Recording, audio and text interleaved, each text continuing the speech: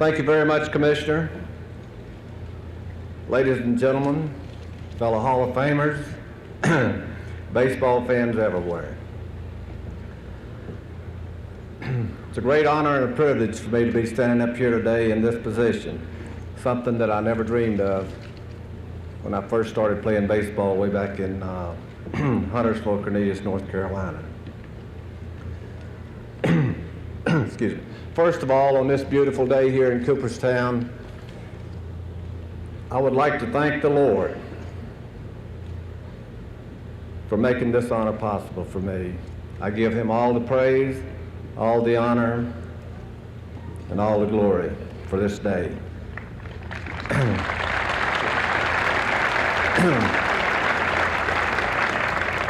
After all, the Hall of Fame that he selects will be the all-important one for all of us. I've been thinking for this day, been thinking about this day ever since back in early January when I first found out that I had been elected to the Hall of Fame. And I've wondered what it'd be like standing up here today in this position. And believe me, I'm a little nervous, and rightfully so. I think I'd probably be more calm pitching in Yankee Stadium before a full house. In fact, I know I would. I've been asked many times already what being elected to the Hall of Fame means to me. And that's a tough question to answer.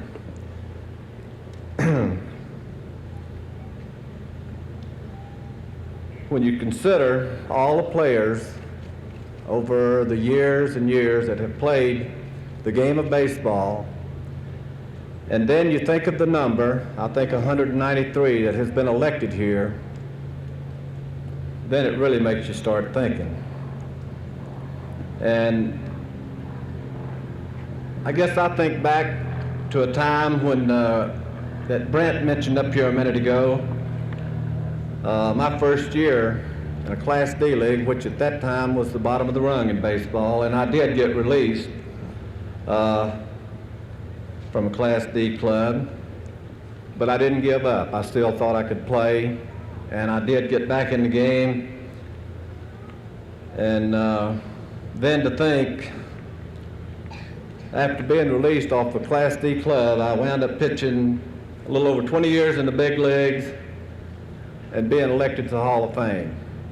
That is unreal, and it's pretty hard for me to contemplate. I'm still in baseball as a minor league pitching instructor for the New York Yankees, and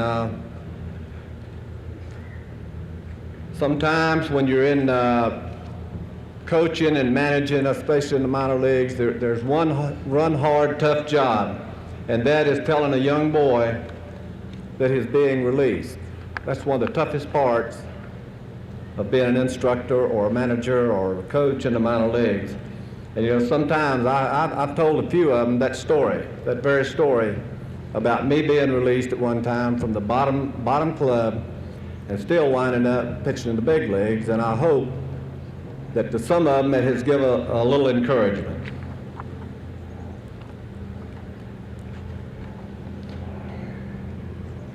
Next of all, I'd like to thank my late mother and father. I just wish it was possible for them to be here today, because I'm sure they would be as proud of this honor as I am. Next, I would like to introduce my family. There's quite a few of them here. First of all, my wife Peggy, and my three children, Patty, Pam, and Jim. Patty's wife husband Rick. Pam's husband Blaine, and Jimmy's wife Patty. And all the grandchildren. Would y'all all stand up a second?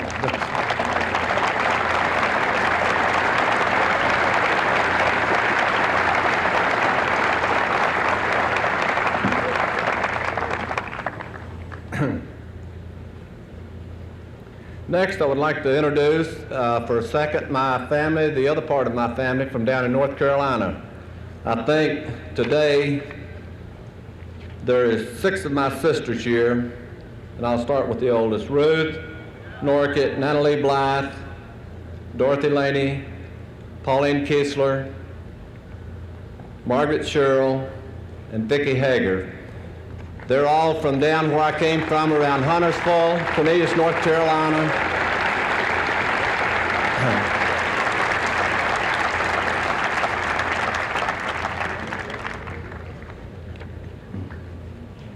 And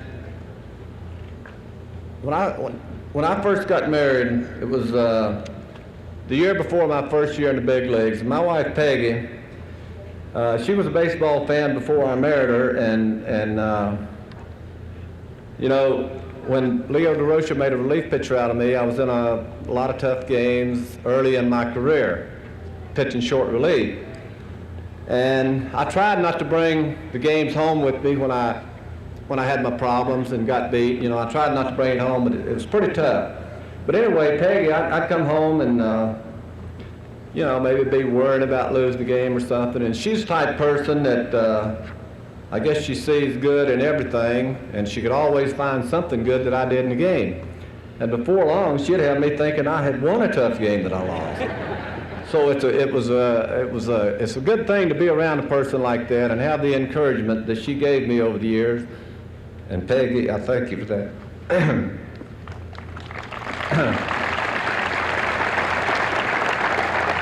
I know that everyone has heard a lot about the baseball player's life and been away from home, and it is. Actually, you go to spring training for a month, you go to the town you're playing in, and you're gone half the time from there.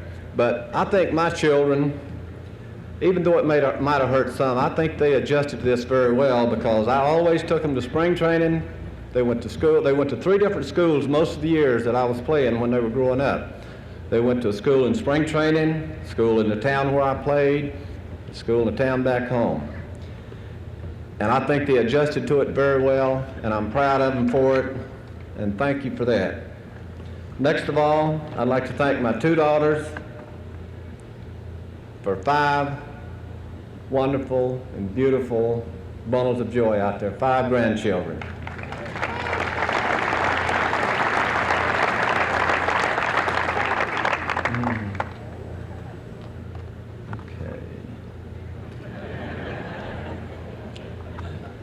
Now I think back to a very special person that had a lot of influence on my life when I was young and in high school.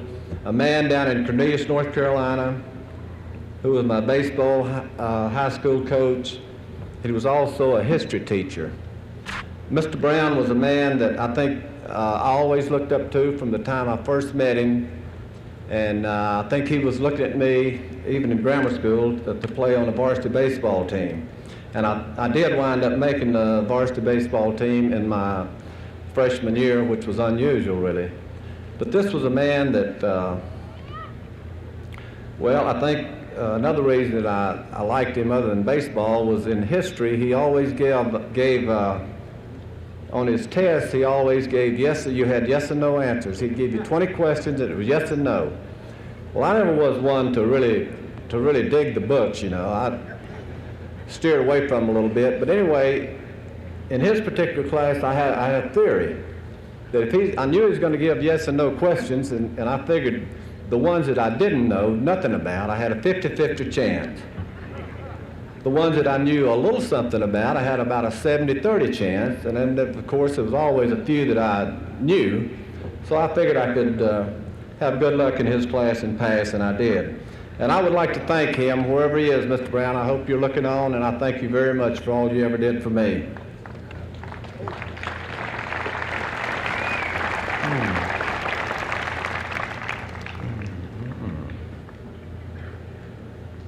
Then there's another group I would like to thank, the managers, coaches, and players that I played with over the years.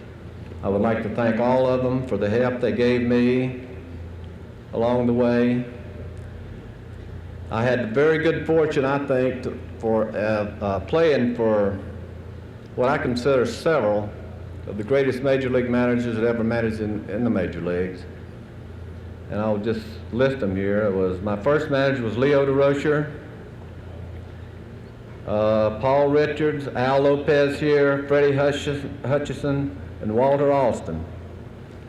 I guess I'd like to give a little bit of special thanks to Leo Durocher. He was my first manager and gave me the chance to, after many years in the minor leagues, it didn't look like I would ever get to the big leagues, but finally did.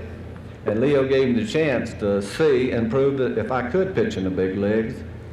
And I thank him to this day, Leo and Mr. Horace Stoneham, who was president of the Giants, owner of the Giants at that time.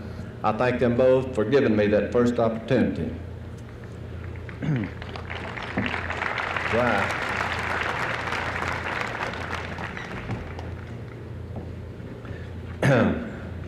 That is another one of these managers that I think meant a little bit more to me than others, because there come a time in 1958 I was pitching with the Cleveland Indians, wasn't doing much, pitching a little bit here and there. And then at the end of that season I got traded or was sold to the Baltimore Orioles through the draft. Some way I got over there. Anyway, I ran into Paul Richards. And there was a man that I figured and consider to this day one of the greatest pitching coaches that I have ever run into, even though he was a catcher, and maybe that's where he learned it.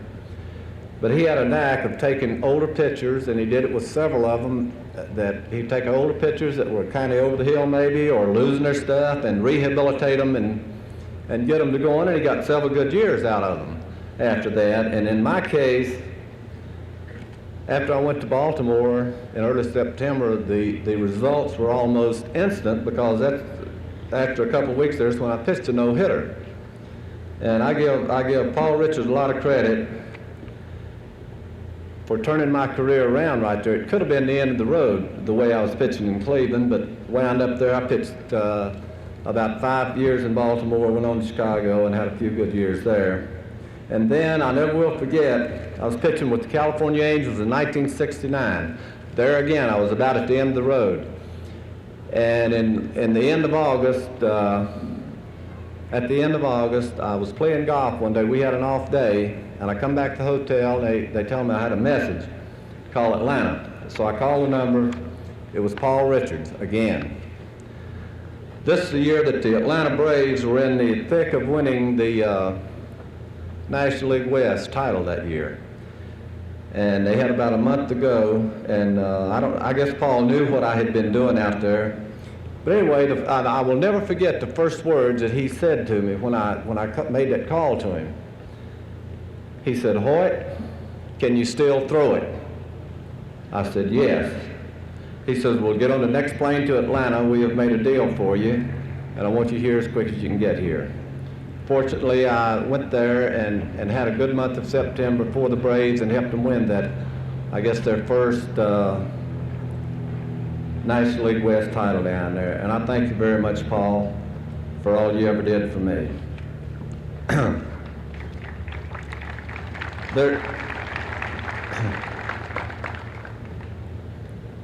There's another group of people I'd like to thank, and that's the Baseball Writers of America.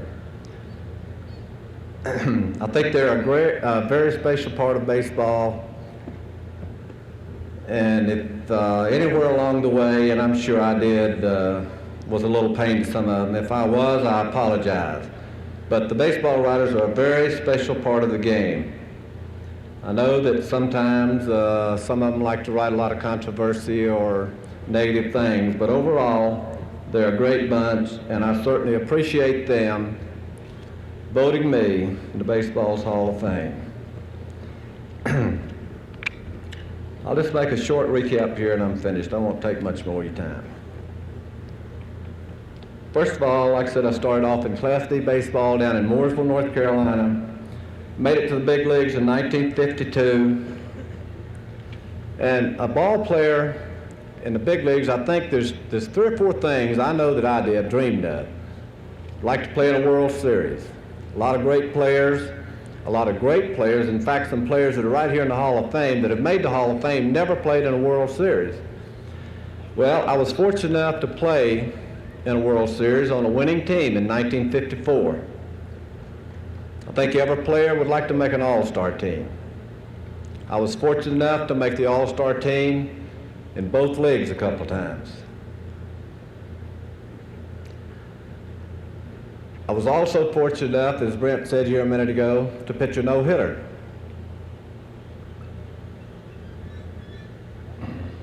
And last, but most important, I was fortunate enough to be elected to the Hall of Fame.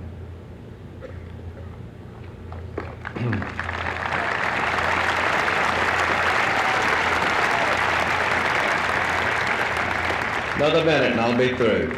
Finally, I see a lot of people here. I work for the New York Yankees yet.